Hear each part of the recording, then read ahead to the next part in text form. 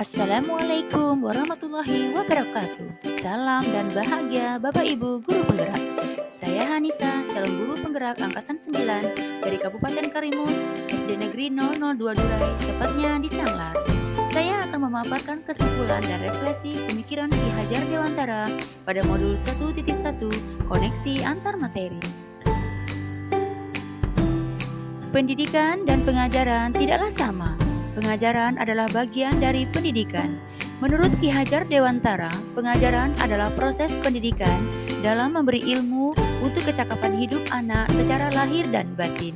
Sedangkan pendidikan pada hakikatnya adalah menuntun atau memberi tuntunan terhadap segala kekuatan kodrat yang dimiliki anak agar ia mencapai keselamatan dan kebahagiaan setinggi-tingginya, baik sebagai manusia maupun sebagai anggota masyarakat.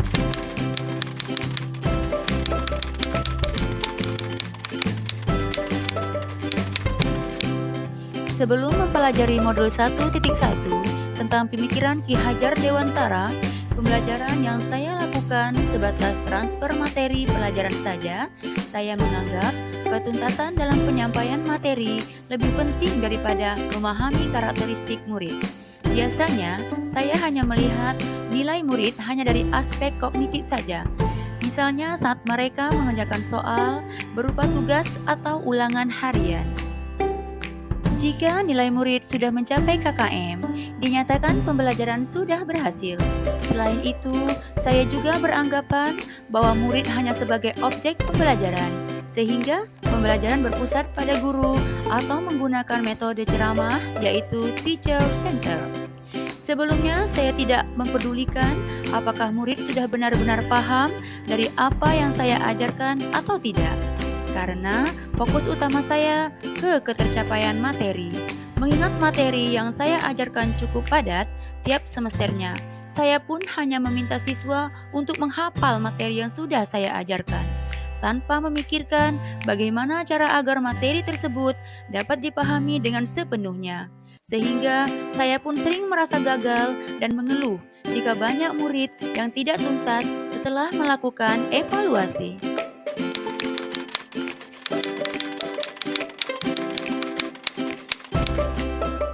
Namun setelah saya mempelajari modul 1.1 tentang pemikiran Ki Hajar Dewantara, saya menyadari bahwa apa yang saya pikirkan dan saya lakukan selama ini tidak tepat. Seharusnya saya melakukan proses pembelajaran secara menyeluruh, bukan hanya aspek kognitif saja, namun juga afektif, psikomotor, spiritual, sosial, dan budaya. Murid bukan sebagai objek pembelajaran, melainkan sebagai subjek pembelajaran. Artinya, murid memiliki kebebasan berekspresi, mengemukakan pendapat, dan berkreasi sesuai dengan metode atau model pembelajaran dan media yang tepat. Guru seharusnya sebagai fasilitator dalam proses pembelajaran. Guru pun harus ikhlas, penuh kesabaran, dengan segala ketulusan hati, agar terwujudnya pembelajaran yang menyenangkan dan berpusat pada murid. Selain itu, saya harus mempelajari karakteristik murid karena setiap anak dilahirkan unik dengan kelebihan dan kekurangannya masing-masing. Saya harus menghargai setiap karakter murid, memberikan kesempatan untuk mereka tumbuh sesuai dengan kodratnya.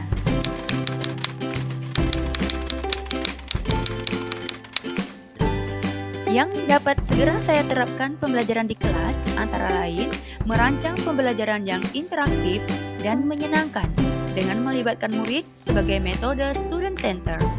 Berikutnya, saya akan menerapkan pembelajaran abad 21 yang sesuai dengan pemikiran Ki Hajar Dewantara, yaitu berpikir kritis, kreatif, komunikatif, dan kolaboratif dengan berpegang teguh pada konsep memerdekakan anak. Pembelajaran tidak lagi menuntut, tetapi menuntun. Karena tugas guru adalah memberi tuntunan atau arahan yang baik kepada murid, berusaha menjadi teladan bagi murid baik dalam perkataan maupun perbuatan. Selanjutnya, saya harus mengenali karakter dan latar belakang murid dengan menjalin komunikasi yang baik. Semoga video ini menginspirasi bagi Bapak Ibu pejuang pendidikan. Salam dan bahagia Bapak Ibu guru penggerak. Wassalamualaikum warahmatullahi wabarakatuh.